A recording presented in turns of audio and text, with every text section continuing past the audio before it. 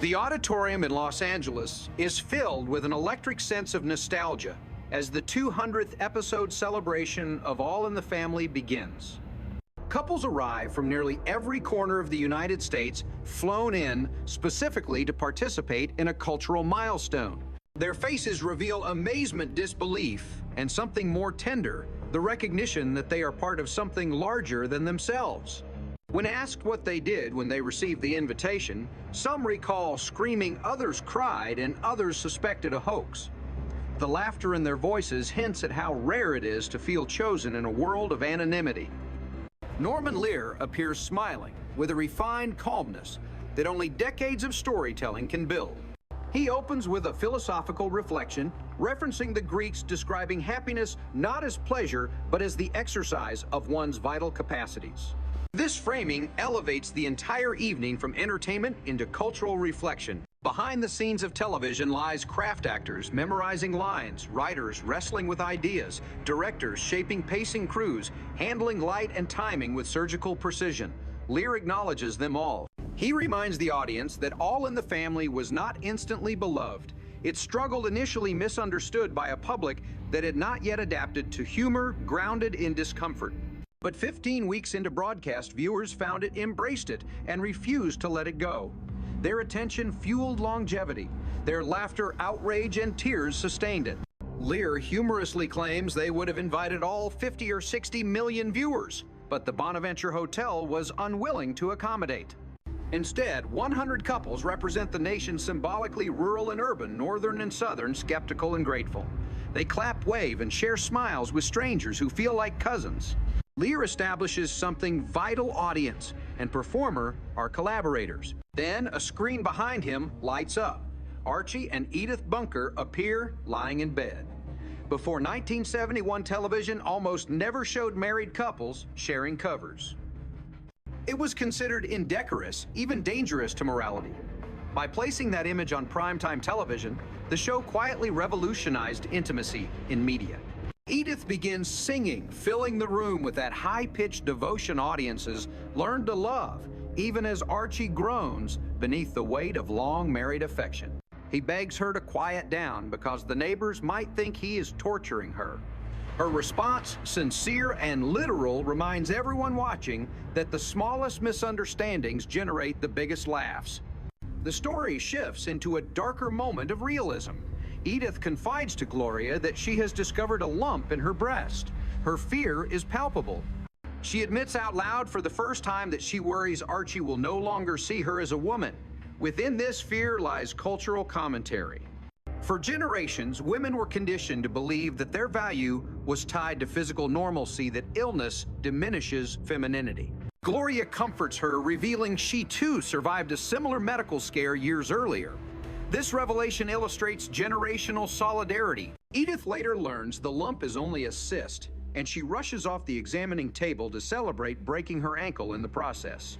There is absurdity in her joy, but the absurdity masks relief.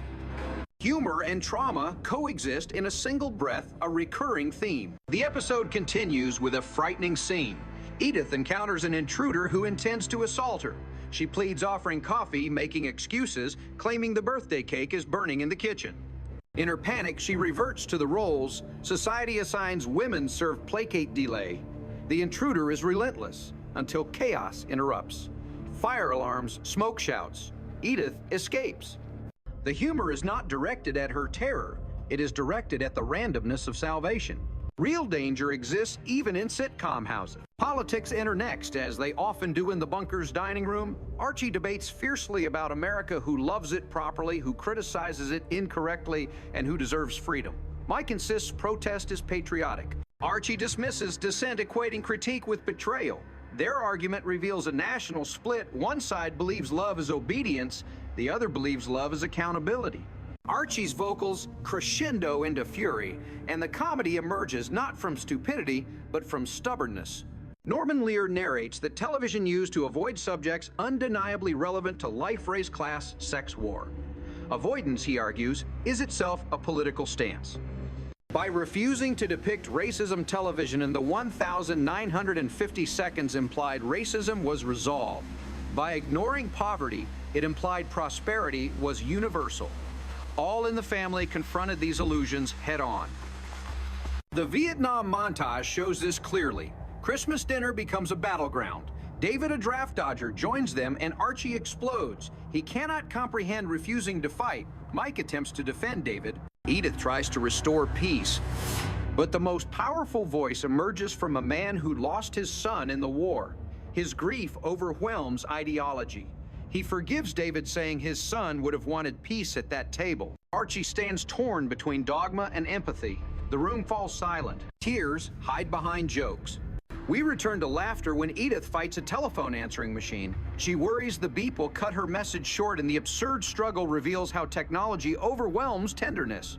Later, she cheats in tennis to let Archie win, believing kindness will soothe his insecurities. Instead, he erupts. She cries, unable to perform cruelty. Archie apologizes awkwardly. Their cycle continues: love, misunderstanding, reconciliation. Marriage is explored again when Gloria confesses sexual frustration. Edith listens gently. She reveals she too once struggled, normalizing what society shamed. Archie overhears and panics at the mention of intimacy, terrified by vulnerability. Yet this discomfort fosters conversation, and conversation fosters honesty. Later, Gloria becomes pregnant, and Archie recoils at the word pregnant. He prefers euphemisms, family way, expecting believing direct language pollutes domestic decorum. Mike argues the absurdity. Edith, ever the mediator, reminds them that babies are blessings, regardless of vocabulary. The scene reveals generational discomfort with bodily realities, ironically juxtaposed with earlier censorship hypocrisy. Norman Lear discusses bathroom jokes, explaining that critics despised toilet humor more than political critique. Yet childish laughter at bodily functions transcends culture. Parents and toddlers share such humor, and the show argues adults should retain innocence where appropriate. The birth scene unfolds chaotically, punctuated by Mike's panic and Gloria's tenacity. The doctor maintains calmness, praising her as the head appears. It is comic, frantic, and triumphant. When the baby boy enters the world, laughter and tears blend. Audiences feel renewal beyond fiction. Then the camera returns to the celebration stage. Carol O'Connor and Sally Struthers appear. The audience applauds not just characters, but performers, the people who made millions feel known. As the celebration transitions, scenes from the bunker home after Gloria's departure reveal emptiness. The house feels quieter. Edith's eyes linger on memories. Archie refuses to articulate loss. Instead, he complains about the taxi meter outside. Humor protects pain. A new plot begins when Louise Jefferson arrives wearing mink-sparking jokes about animal cruelty. Edith agrees to show the Jefferson home to prospective tenants. She revisits rooms where Gloria once bathed in sunlight, speaking nostalgically about her grandson playing in the backyard sandbox. Her eyes glaze with memory. A woman named Polly Lewis arrives polite and composed. She loves the house. Edith invites her friendship easily. Polly suggests they call each other by first names, prompting comedic confusion as Edith interprets you two incorrectly. Their chemistry blossoms instantly. Archie meets Polly and initially mistakes her for hired help. When he learns she is the prospective tenant, embarrassment washes across his face. Edith rescues conversation clumsily.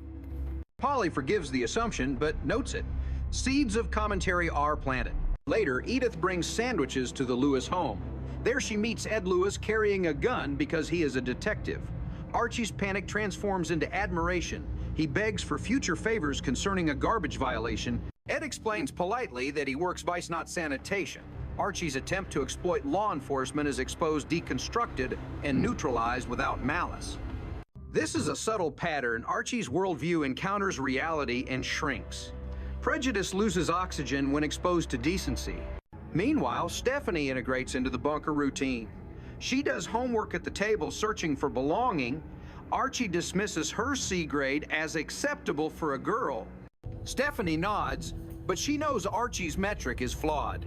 Edith counters by praising ambition, shifting balance toward empowerment. News arrives that Floyd Mills, Stephanie's father, has returned. Edith panics, imagining the child being taken back. Archie insists on logic, claiming children cannot choose until 18. Edith asks whether forcing a child to leave happiness is rational. Archie counter-argues financial exploitation. Their conflict exposes tension between morality and pragmatism. When Floyd arrives, his voice cracks under shame. He praises the bunkers, suggesting Stephanie stay while he rebuilds.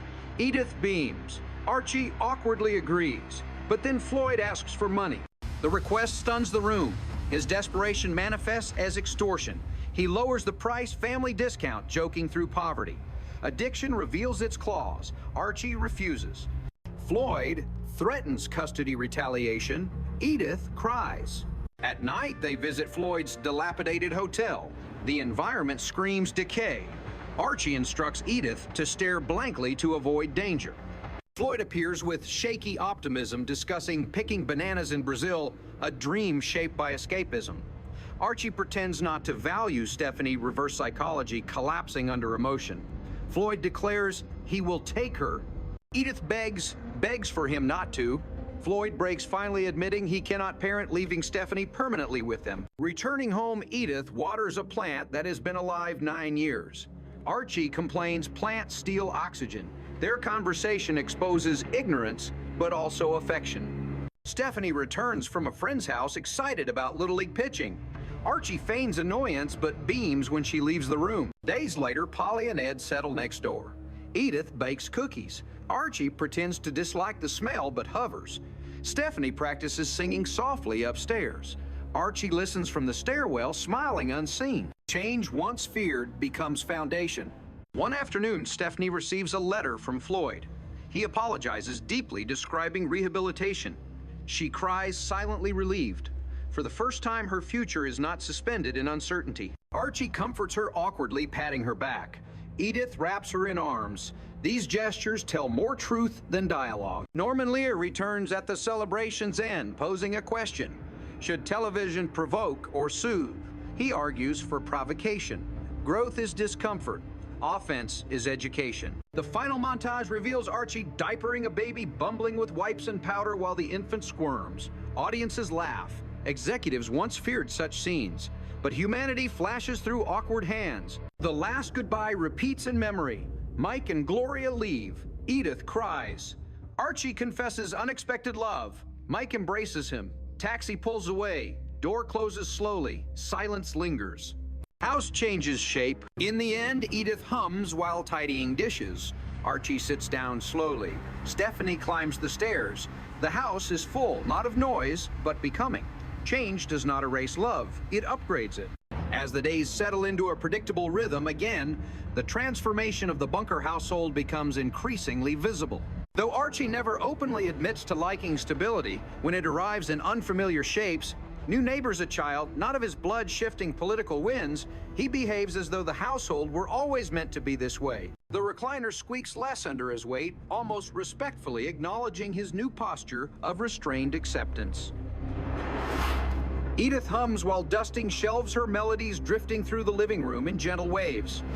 There is no longer the same urgent echo of absence, no sharp reverberation from empty door frames. Instead, warmth pulses downstairs, through the pipes and foundations like blood. Stephanie's presence adds the sound of pages turning shoes, scuffing lightly across wood, and muffled laughter behind bedroom walls. She occasionally calls out homework questions, prompting Archie to bark answers that are almost certainly wrong. When Edith corrects him, he accuses the school system of changing math to confuse the working man. Stephanie giggles a sound foreign to the house's earlier sorrow. She thanks him anyway, carrying away his misguided lessons like souvenirs. Though he would never confess aloud, the idea that she thinks of him first for help inflates him more than any argument he's ever won. Edith begins visiting Polly frequently. Their friendship widens effortlessly, the kind that forms not from shared hobbies, but from gentle compatibility. Sometimes they simply sit together on Polly's sofa, exchanging memories from childhood or fears of the future. Without the weight of debate or ideology, emotion flows freely. Polly's eyes glimmer with surprise when Edith reveals how many decades she spent prioritizing everyone else's needs. Edith speaks of missing Gloria and Joey. Polly listens, offering no unrealistic advice, only presence. Presence itself becomes therapy. Meanwhile, Archie grows curious from afar. He claims Polly and Edith are gossiping about nonsense, but occasionally leans through the kitchen window, pretending to fix curtains so he can listen. He hears fragments about new casserole recipes, Becky Sue's piano recital, and how certain brand-name detergents leave clothes stiff. None of these topics interest him, and yet he listens anyway because it is easier than confronting the house's quieter corner. One afternoon, the bunkers receive mail. Bill's a magazine Archie didn't subscribe to, and a school report for Stephanie. Her grades are rising slowly but steadily. Math still challenges her, but reading and writing now shine. Edith beams proudly. Archie shrugs, claiming she's finally learning the correct amount of elbow grease. Stephanie hugs them both. Archie's arms freeze at his sides like frozen chicken wings before gently folding around her. He clears his throat afterward, blaming dust. Later, Archie sits alone in the living room, staring at the space where Gloria used to pace while instructing Mike on psychology or feminism. He remembers arguing loudly with both of them, defending his stubborn worldview while secretly admiring their passion. Now the room's echo holds their absence like a photograph no one touches. He shakes his head, muttering that too much thinking spoils a man's sleep, but lying to himself grows harder. Edith enters with hot tea, placing her hand on his shoulder delicately. She doesn't ask what he's thinking. She knows if she does, he'll retreat behind grumbling. Instead, she sits nearby, and they both stare at the same corner of the room quietly. Sometimes marriage is this, looking at a wall and seeing memories printed invisibly. Neighbors begin noticing a subtle glow from the bunker home. Children knock on the door to ask if Stephanie can come out to play. Mothers compliment Edith on the comforting smell of baked goods drifting through open windows. Archie sighs, dramatically complaining that the doorbell should be taxed. But he opens the door quickly, as though racing to greet them before they leave. In the evenings, Ed occasionally joins Archie on the porch. They discuss ordinary matters, weather forecasts, lawn care equipment, ticket quotas, the best place to buy tires. Archie fishes awkwardly for stories from the police department, hoping for dramatic anecdotes. Ed calmly shares small ones, helping an elderly woman find her cat escorting a drunk teenager home. Archie blinks, confused that heroism can look like kindness instead of danger. The lesson sinks deep. Society is maintained through quiet acts. Sometimes the conversation drifts to broader cultural anxieties. Archie worries that America is falling apart, that traditions are dissolving faster than anyone can name them. Ed responds that traditions endure only when adapted. Rigidity suffocates. Archie scoffs, claiming nonsense. But later in bed, he lies awake thinking. Edith occasionally talks with Polly about aging. They exchange confessions of forgotten birthdays and aches that bloom in knees without warning. Polly jokes that youth is wasted on the young. Edith counters gently that youth survives longer when surrounded by love. Both statements are true, which is why their laughter drips with bittersweet undertones. One weekend, a local block party takes place. Children run with painted faces, dogs bark politely, and portable radios play music from all eras. Edith carries a plate of cookies big enough to feed a choir. Archie grumbles that people are greedy with snacks, but ends up guarding the plate proudly. Polly compliments his tie. Ed hands him lemonade. Stephanie wins a $2 raffle ticket. Archie cheers proudly until he realizes the prize is a pink hairbrush kit. Edith holds his arm as he pretends outrage. Stephanie places a hair clip in his shirt pocket. He leaves it there, at least until no one is watching. Later in the evening, neighbors share stories from their states of origin: Ohio winters, Louisiana heat, North Carolina barbecue. Edith listens with the joy of someone craving connection. Archie listens with the suspicion of someone afraid of novelty. But even his suspicion softens when he hears about foods he has never tried. He mutters that he might taste barbecue if properly supervised. Polly promises to bring some next week. As the party dims, the lights from houses shimmer onto sidewalks, forming constellations of domestic life. Archie and Ed sit on lawn chairs, their shadows stretching forward. Archie asks whether policing is lonely. Ed pauses, choosing words carefully. He admits that certain nights feel heavier than armor can protect, but the weight becomes bearable when people treat officers as humans rather than symbols. Archie nods slowly, something shifting behind his eyes. Meanwhile, Edith stands near Polly, marveling at the night breeze. She whispers her gratitude for neighbors who listen, understanding how isolation eroded her confidence when Gloria left. Polly squeezes her hand, promising she will never lack companionship again. The next week, Stephanie's school hosts a parent meeting. Edith attends, bringing Archie reluctantly. Teachers praise Stephanie's involvement in reading groups and her growing responsibility. Archie folds his arms smugly, pretending credit. Edith nudges him, reminding him to share pride quietly rather than loudly. Stephanie beams cheeks flushed pink. She hugs them both afterward, whispering that she loves it here. Archie replies awkwardly, mumbling something about obligations and proper upbringing. Stephanie hears the love hidden beneath syntax. As months pass, Floyd's letters decrease. Then, one arrives decisively. He informs Edith he has entered a more serious rehabilitation program far from the city. The facility encourages patients to relinquish parenting responsibilities fully. He signs away custody voluntarily. It is tragic, yet healing. Stephanie reads the letter, hands trembling. Tears fall, but not from grief, from relief that she now belongs without condition. Archie reads it privately later, sighing heavier than usual. He respects Floyd quietly in the way men respect other men when they admit defeat honestly. In time, Stephanie's confidence blossoms. She asks Edith to teach her baking. She asks Archie to show her how to hammer a nail straight. He puffs his chest and claims mastery, though his handiwork remains crooked. When Stephanie laughs gently, he laughs too. Growth becomes mutual. One evening, Archie sits in his chair reviewing the day. He recalls each face he used, to fear those with different skin tones, different accents, different faiths. He sees now that differences did not erode his life, they enriched it. He whispers begrudgingly, admitting nothing aloud, but his silence carries acknowledgement. Edith senses this, placing a soft hand on his shoulder. Love remains gentle instruction. As the camera metaphorically drifts across the bunker home, viewers see evidence of change in ordinary objects. The kitchen table has crayons scattered across it. Shoes of different sizes rest neatly near the door. Curtis, the family clock, ticks rhythmically more calmly than before. There is no ghost of absence now, only continuity. Outside the Jefferson home blows warmly through curtains installed by Polly.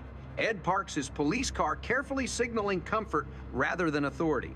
Children giggle on sidewalks, trading baseball cards. Neighborhood parents nod at Archie instead of avoiding him.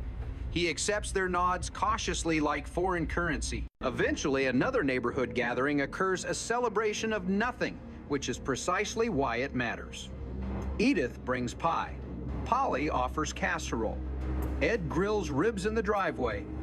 Archie stands beside him, debating marinade preparation. They argue passionately, but without venom. Neighbors gather around to watch like spectators at a low-stakes boxing match. Edith rolls her eyes lovingly. At some point, a toddler waddles towards Stephanie, handing her a toy block. Stephanie kneels grateful. For a moment, she seems older, protective, almost adult. Archie watches from across the yard, eyes narrowing with revelation. She has gained roots here so strong they could crack concrete. Pride warms him unexpectedly. Later in the night, when laughter fades and chairs collapse into their folded forms, Archie lingers outside, gazing at porch lights. He listens to distant crickets, the sound of peace disguised as background noise. His world has not ended. It has grown. He returns inside as Edith dries the final dish. They talk softly, their words barely audible. He confesses just once that the neighborhood is starting to feel livable. Edith grins, knowing the confession is monumental. She decides not to tease him. Instead, she thanks him gently. Upstairs, Stephanie sleeps with her hairbrush kit beside her. She dreams without fear. The house stands silent but proud. Weeks later, the memory of Gloria and Mike returns, not as grief, but gratitude. Archie sits in the quiet again. Instead of hollow, the silence is full. He smiles, though no one sees. The lights dim slowly in the imagined television frame. The Bunker family has not solved society, healed racism, ended war, or perfected marriage. But they have learned to stand in the same room without flinching at one another's truths. That is not small. It is everything. And as the final imaginary credits roll over the scene, Edith hums softly in the kitchen. Archie half grumbles while smiling. Stephanie's laughter floats downstairs. Polly and Ed's porch light glows warmly across the fence, and life in all. Its stubborn complication continues. Change did not destroy the bunkers. It expanded them. They survived the shift, and in surviving, they learned something humanity often forgets, that becoming better is rarely dramatic. It is a sequence of small decisions to stay instead of run. Good night settles over Queens. The curtains fall. the house remains lit not by electricity, but by the steady glow of acceptance.